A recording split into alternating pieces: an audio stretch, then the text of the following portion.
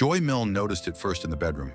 Her husband Les had come to bed on a Thursday night in the mid-1980s, and something about the smell of him was different. Not different in the way a person smells after a long day, or after exercise, or after the particular closeness of a summer evening. Different in a way she could not name. Musky, faintly sweet. Dense in a way that was almost waxy, she would later say.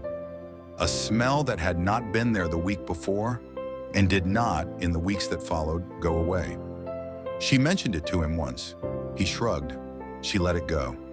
She did not connect it to anything for another 6 years. It was 1987 when Joy Milne was diagnosed with Parkinson's disease. He was 45 years old. He was a consultant anaesthetist, a careful man, a methodical man, a man who understood the body with the precision that medical training produces and the particular attentiveness that his specialty demanded. The diagnosis came after months of accumulating small signs: a tremor in his right hand, a stiffness in his gait, a slowness that had crept into his movements so gradually that they had both almost missed it until the morning he could not button his shirt without difficulty, and they looked at each other and knew. Joy sat with the diagnosis. She turned it over the way people turn over a thing they do not yet understand how to hold. She went back through everything she could remember about the months before the tremor appeared, the months before the stiffness, looking for the moment she might have recognized as a beginning. She kept arriving at the same place: the smell. Joy Milne was not a scientist.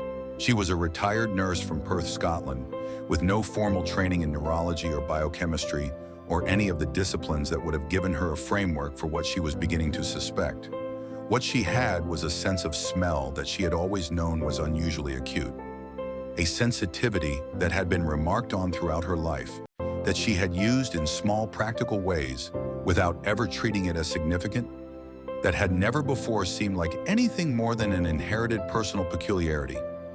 She had been able to smell illness before, not in a dramatic, inexplicable way, but in the way that nurses sometimes develop over years of proximity to patients, a sensitivity to the particular odors that accompany infection or metabolic disturbance, or the specific chemistry of a body under physiological stress. She had not thought of it as extraordinary. She thought of it now. She did not tell anyone for a long time.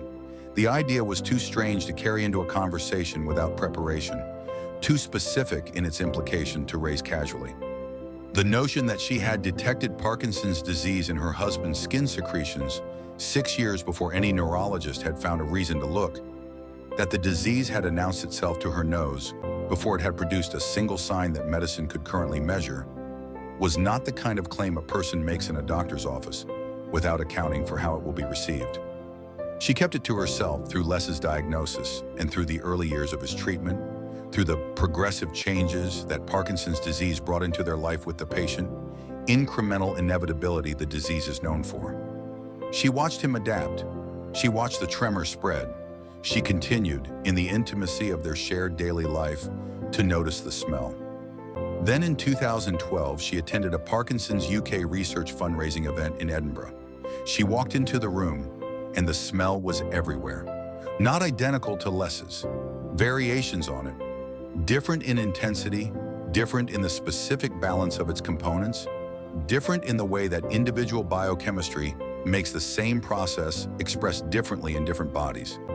But the same fundamental quality, the same underpinning note, the same character that she had spent 25 years living alongside. She moved through the room and found it on person after person. Every individual she identified by smell was a confirmed Parkinson's patient. Then she found it on someone who, as far as she knew, had not been diagnosed at all. She found Tylo Kunath after the event and told him what she had experienced. Kunath was a molecular biologist at the University of Edinburgh, a researcher who had spent his career working on the cellular mechanisms of Parkinson's disease. He was, by his own subsequent description, skeptical, but he was also a scientist, and Joy Milne's account was specific enough and sufficiently unusual that he decided it deserved a controlled test rather than dismissal. The design was straightforward: 6 t-shirts worn overnight by Parkinson's patients, 6 worn by healthy control participants, all collected under conditions intended to minimize contamination from external sources. Joy was asked to smell each shirt and identify which group it belonged to. She identified every Parkinson's shirt correctly. She also identified one control shirt, worn by a person who had no diagnosis and no known symptoms, as belonging to a Parkinson's patient. The research team recorded the result as an error. They noted the discrepancy, documented it, and moved forward with the study. There was no reason at that point to think it was anything other than a false positive. 8 months later, the person who had worn that flagged shirt was diagnosed with Parkinson's disease. Joy Milne had detected his disease before his own body had produced a symptom that any physician had noticed or investigated.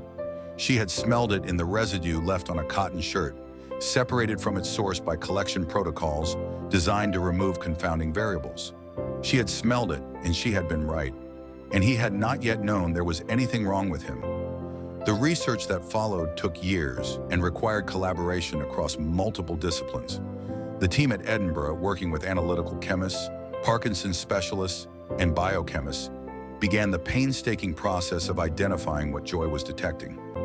The leading hypothesis was that Parkinson's disease alters the composition of sebum, the oily substance produced by sebaceous glands in the skin, in a way that produces a distinctive volatile chemical signature.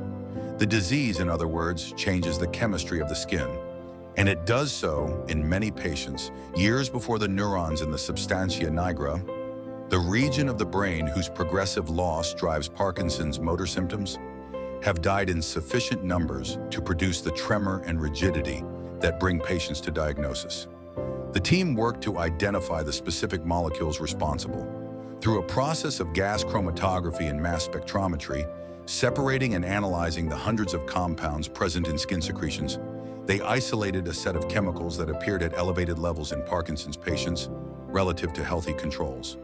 Hippuric acid, icosane, octadecanal, perylic aldehyde, a chemical profile that was not random noise but a signature, something the disease was writing on the surface of the body long before it wrote its name in trembling hands. They published their findings. They began the work of translating those findings into a diagnostic test, something that could be administered in a clinical setting that did not require a retired nurse with an extraordinary nose, that could give any physician access to the same information Joy Milne had been carrying for decades without knowing what to do with it. Joy Milne became a collaborator on the research. She worked with the team to characterize the smell in terms that could be communicated and taught. She helped them understand the perceptual quality of what she was detecting, not just as a biochemical problem to be solved, but as a sensory experience that might help guide the analytical work. She trained with mass spectrometry readouts, learning to connect what the instruments detected to what she perceived. She became, over the years of the project, something genuinely unusual in the history of medical research. A patient family member whose perceptual ability shaped the direction of a scientific investigation. Le Milne died in 2015. He had lived with Parkinson's disease for 28 years, longer than most patients manage by some measure, and with the particular quality of life that good medical management and a devoted partner can produce. He died knowing that his wife's strange sensitivity, the things she had noticed in the bedroom and kept quietly to herself for years, had become the foundation of research that might one day change how Parkinson's disease was found. Joy continued the work after his death. The sebum-based diagnostic test that her collaboration helped develop has moved into clinical trials. Early results have shown sensitivity and specificity that suggest it may be capable of detecting Parkinson's disease years before motor symptoms appear, giving clinicians and patients a window for intervention that currently does not exist, because by the time the tremor begins, the underlying neural damage is already substantial and largely irreversible.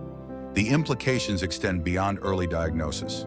A reliable pre-symptomatic test changes what clinical trials can study, changes who can be enrolled in neuroprotective research, changes the entire architecture of what it might mean to treat Parkinson's disease rather than manage its progression after the fact.